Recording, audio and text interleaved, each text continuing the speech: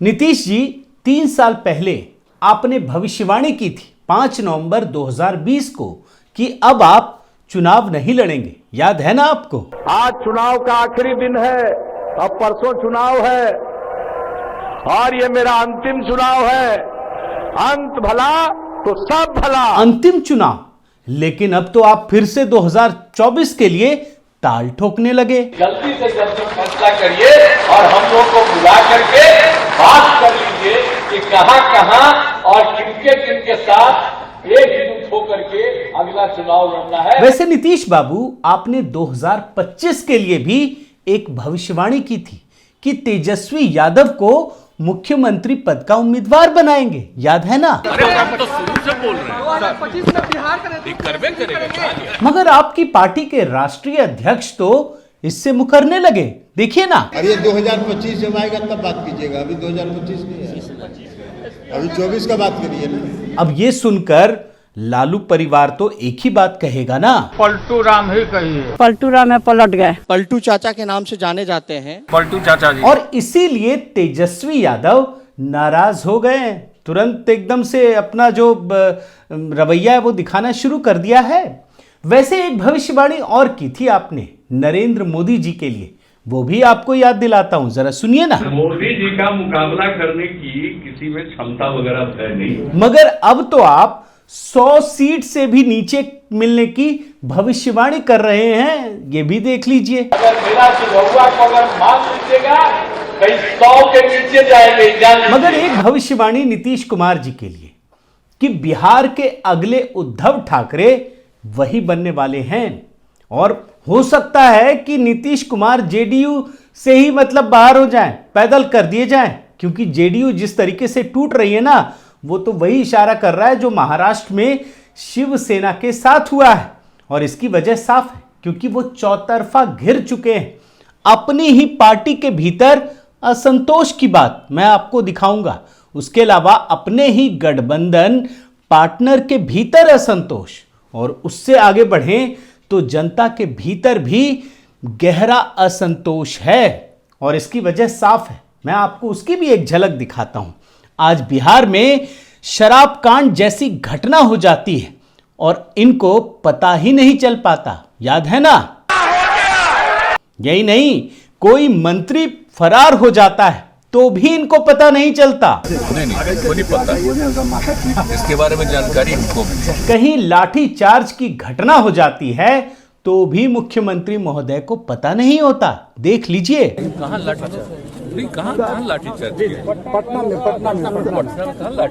पटना में लाठी। और ये सब होने के पीछे एक वजह है कि मुख्यमंत्री की कुर्सी पर जो ये बैठे हुए ना, वो जबरदस्ती बैठे हुए हैं, अब इनकी इच्छा नहीं रह गई है, ये भी सुन लीजिए। हम नहीं बनना चाहते थे फिर मुख्यमंत्री, लेकिन ये लोग जबरदस्ती करके हमको बनाए हुए। और ये क्यों हुआ?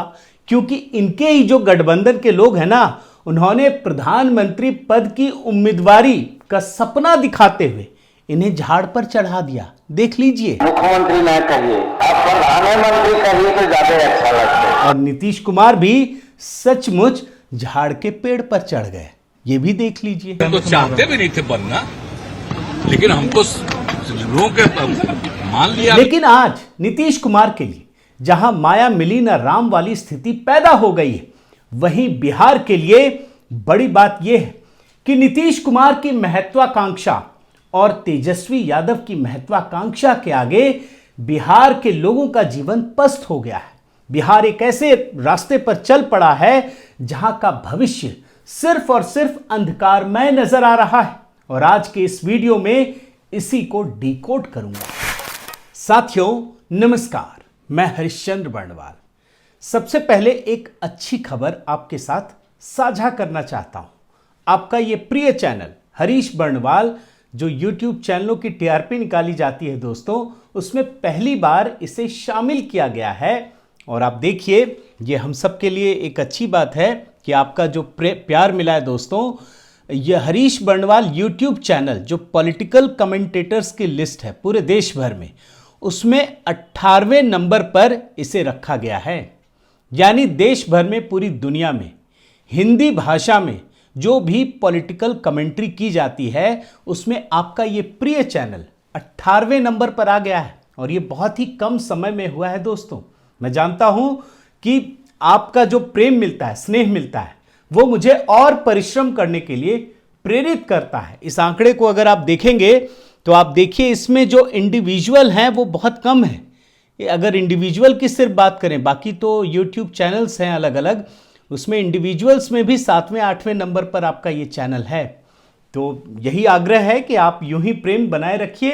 हालांकि यूट्यूब ने आपके इस प्रिय चैनल को रोका हुआ है और आप पिछले कुछ हफ्तों के आंकड़ों को देखें तो आपको समझ में आएगा कि किस प्रकार से जो हमारे सब्सक्राइबर हैं दोस्तों, वहां तक भी ये वीडियो नहीं पहुंच पा रहा है। और मुझे कई दर्शकों ने ये शिकायत भेजी है कि नोटिफिकेशन करने के बाद भी, बेल आइकन दबाने के बाद भी उन तक नोटिफिकेशन नहीं पहुंच पा रहा है। लेकिन कोई बात नहीं, हमारा काम है परिश्रम करना और मैं और परिश्रम करूंगा, इसकी तो गारंटी मैं जरूर देता हूं।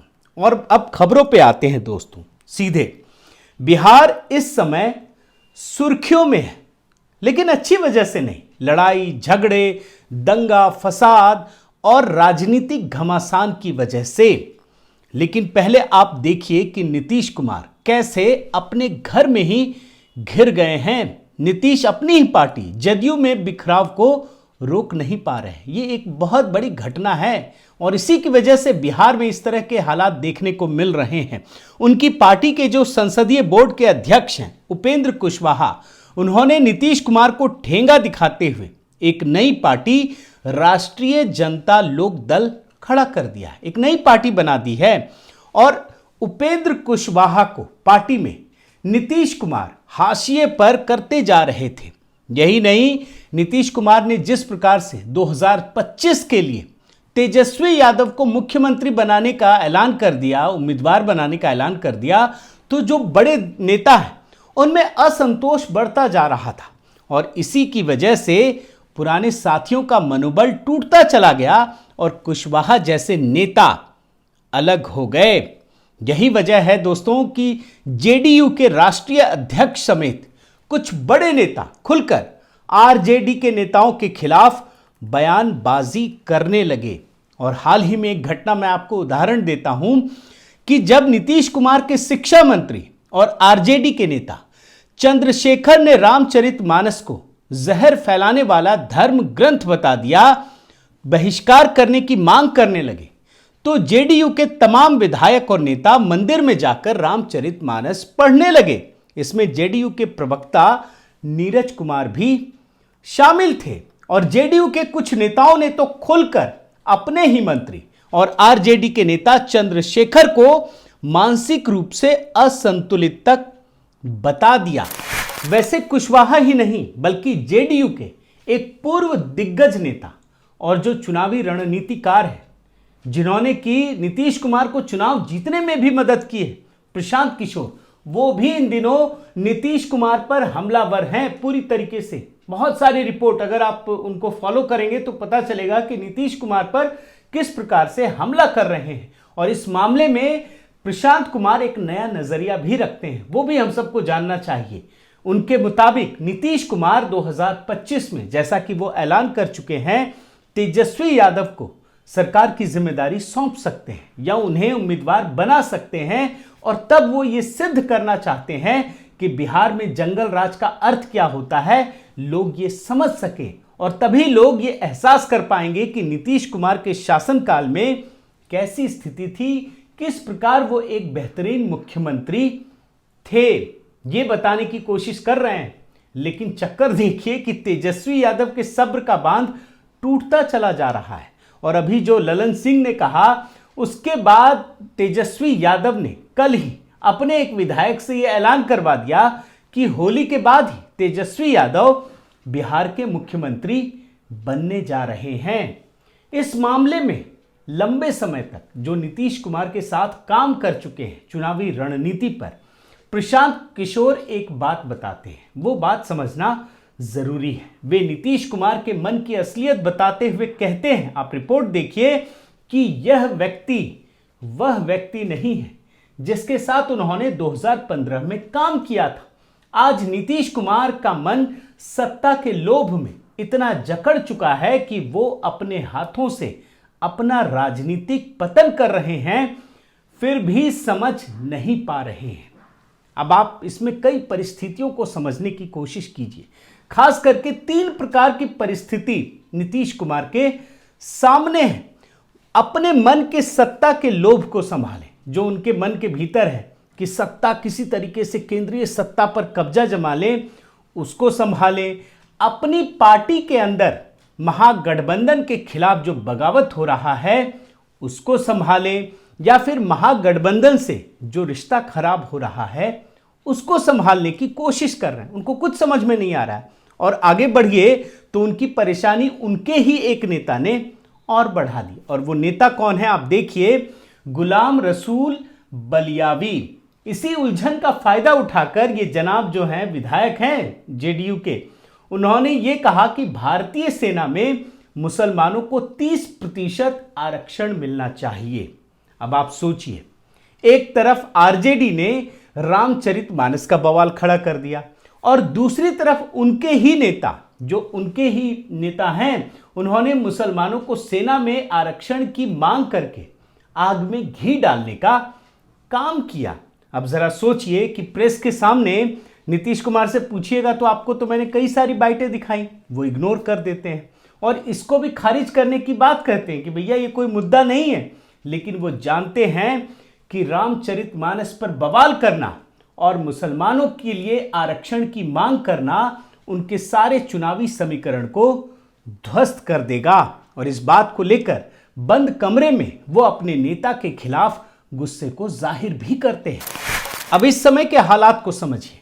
नीतीश कुमार के लिए, जो अपने बागी नेता हैं और गठबंधन, दोनों को संभालना लोहे के चने चबाने जैसा हो गया है। दूसरी तरफ हालात को देखिए तो बिहार में कानून व्यवस्था का हाल इस समय बद से बदतर होता जा रहा है।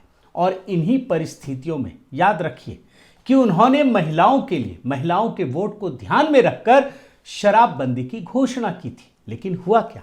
बिहार की पुलिस, जिस पर जिम्मेदारी थी इस शराबबंदी को, खास करके जो स्थानीय रूप से देशी शराब बनते हैं, वो क्या बंद कराएगी? सारे पुलिस स्टेशन इसी में शामिल हो गए। आप रिपोर्ट में देखिए। और इसी का परिणाम है कि आए दिन जहरीली शराब से लोगों की मौत हो रही है। और सारण में जो कुछ भी हुआ, ये तो सबने देखा ना कि पुलिस प्रशासन, सब कोई इसी धंधे में लगा हुआ था। यानी लगातार मौतें हो रही हैं और नीतीश कुमार की सरकार, नीतीश कुमार की पुलिस शराबबंदी नहीं करा पा रही है।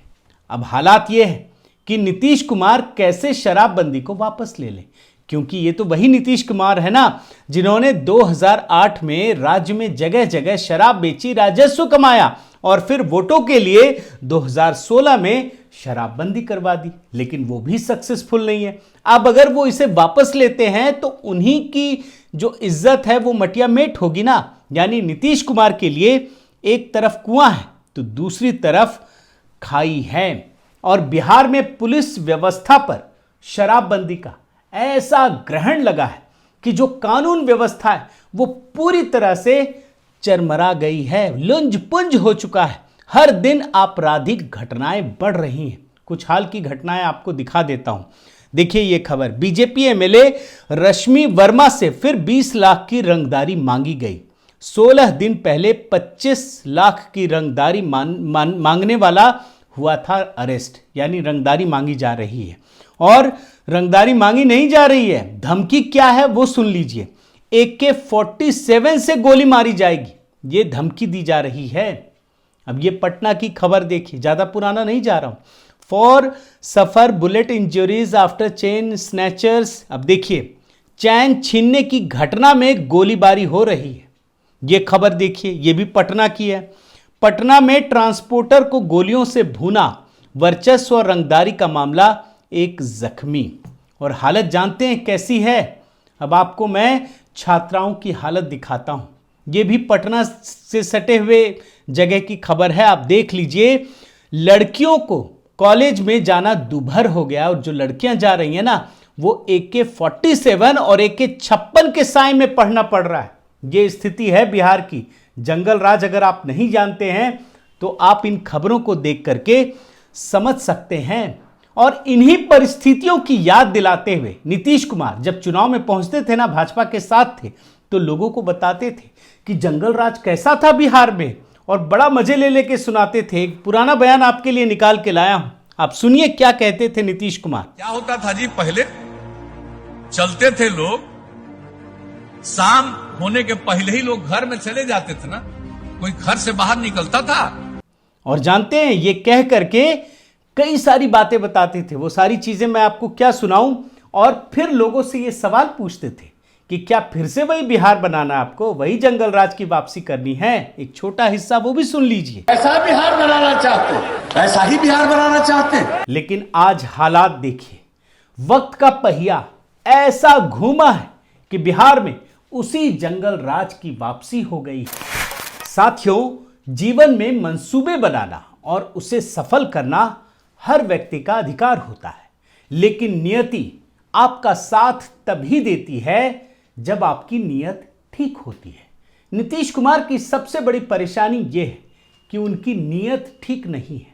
वो किसी ना किसी प्रकार से सत्ता में कब्जा बनाए रखना चाहते हैं। वो किसी भी विचारधारा को नहीं मानते, वो सिर्फ और सिर्फ स्वार्थ के वशीभूत होकर काम करना चाहते हैं। और यही वजह है कि आज बिहार की हालत दिन ब दिन खराब होती जा रही है। और इन परिस्थितियों में आज ये कहना बहुत ज़रूरी है कि आने वाले दिनों में, बल्कि बहुत ही कम समय में, अगर उनकी स्थिति उद्धव ठाकरे के जैसी हो जाए और जेडीयू की स्थिति शिवसेना के जैसी हो जाए तो आप आश्चर्य मत कीजिएगा। बहुत बहुत धन्यवाद। आपसे निवेदन है साथियों कि आप मेरे इस चैनल को ज़रूर सब्सक्राइब कीजिए, लाइक कीजिए, शेयर कीजिए, कमेंट कीजिए और इस बेल आइकन को प्रेस करना मत भूलिएगा। नमस्कार।